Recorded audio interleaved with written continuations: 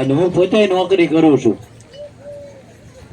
રાતના જે હશે એને બધાને ખબર છે કે રાતે આવીને હું નોકરી જઈને પાછો આવ્યો,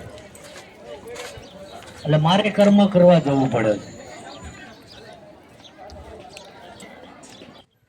એટલે જે મેં સમજાયું એ રીતે અગરબત્તી કરવાની છે. અને હમણાં આપણો પાટોત્સવ જ્યાં 10 દિવસ થયા છે, એટલે હજુ થોડોક એનો સામાન પડ્યો છે, અમે એ બધો ભરાઈ દેવી. પછી હું 1.5 મહિને નોકરી હાજર થયો છું, એટલે પાછી રજા મૂકું. અને અમે ટૂંક સમયમાં, કારણ કે તમે એટલી બધી સંખ્યામાં માણસો આવશો તો અમારે વ્યવસ્થા તો કરવી પડશે ને. અને ટૂંક સમયમાં અમે જાહેરાત કરશું 10-15 દિવસમાં કે આપણે જનરલ બેઠકનું આયોજન કરશું, જેથી કરીને બધાનો નંબર લાગે. ભાઈ કે અમને ખબર છે છેલ્લા 3.5 મહિનાથી બેઠક બંધ છે, આ પાટોત્સવના નિમિત્તે બંધ રહેતી હતી. અને હવે અમે આ 10 દિવસમાં કાર્ય બધું પૂરું થઈ જાય છે. અને જેથી કરીને ક્યાંય કોઈ ભ્રમણામાં ના પડવું કે અમે આને પૈસા આપી દેવી, આને આ મોર કરીએ ને અમારો નંબર. કોઈને હું મારા બાપનું નથી ચલાવતો ભાઈ, આ કોઈના બાપની લાગવગ નથી ચાલતી. કે અમે ટૂંક સમયમાં પાણીની જમવાની બધી વ્યવસ્થા કરીને આ 10-15 દિવસમાં જનરલ બેઠકનું આયોજન કરશું. અને એ અમારી ચેનલ દ્વારા તમને જાહેરાત અગાઉ કરશું કે જેથી કરીને બધાને ખબર પડે. જેને કઈ પૂછવું છે, શંકા છે મનમાં, કારણ કે કરતો હરતો ભગવાન છે, મારી પાસે જોવરાય કોઈ સુખી નહીં થઈ જાવ. પણ અમે કેમ જોઈ છે કે તમે ખોટી જગ્યાએ ભરાઈ ના જાઓ, તમારા કોઈ પૈસા ના લઈ લે, તમને કોઈ ઘણા બનાવો મારી પાસે છે અને અમે આટલું સારું કરીએ તો અમારી ઉપર એ આક્ષેપો આવે, એવું જરૂરી નથી. કારણ કે તમે જે કોઈ આ દર્શન કરવા આવ્યા તો તમે પાર્કિંગ થી લઈને પ્રસાદીની થાળી લો ત્યાં લગીને કોઈ તમારી પાસે 5 પૈસા નહીં માગે. ભાઈ માગ્યા હોય તો હાથ ઊંચો કરો. માગ્યા કોઈ પાસે? કે અમે સેવા જ કરીએ છીએ, સેવા જ કરવાની છે.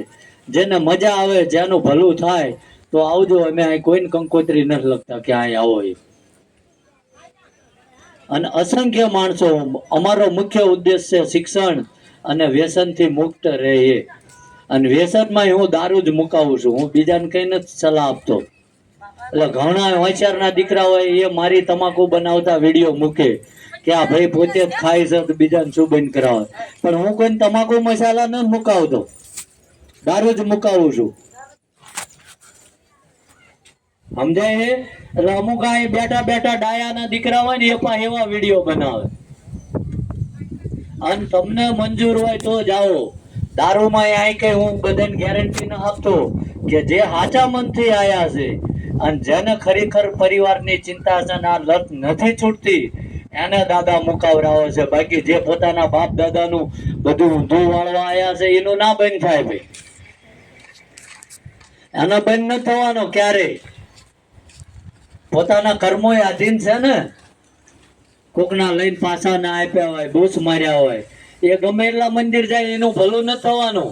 ગરીબ માણસ રંજાડ્યો હોય, ભયુની જગ્યા દબાઈ લીધી હોય, કોકના હારા કામમાં હડકા નાખ્યા હોય તો એનું ભલું ન થવાનું. ગમે આ જશે એને નડવાનું જ છે. કર્મ બધા નડે છે, કોઈને કર્મ છોડતો નથી. મારો ભગવાન એવું કે છે 1000 ગાયો હોય ને, 1000 ગાય, અને એમાં એની વાછરડા છૂટું મૂકી દો ને તો એ એની માને ગોતી લે છે. એ તમે દુનિયાના છેડે ગમે આ જશો, તમારું કર્મ તમને મળવું છે.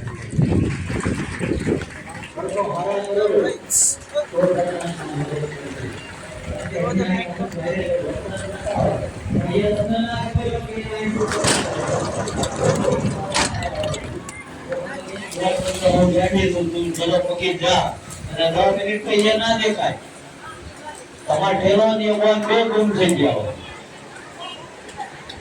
તમને બધી માહિતીની જાણ ના હોય. નકર આ રૂમ રહ્યા ને, રૂમ આ બધું ખુલ્લું મૂકવામાં આવતું હતું હવા વાળાને રહેવા માટે.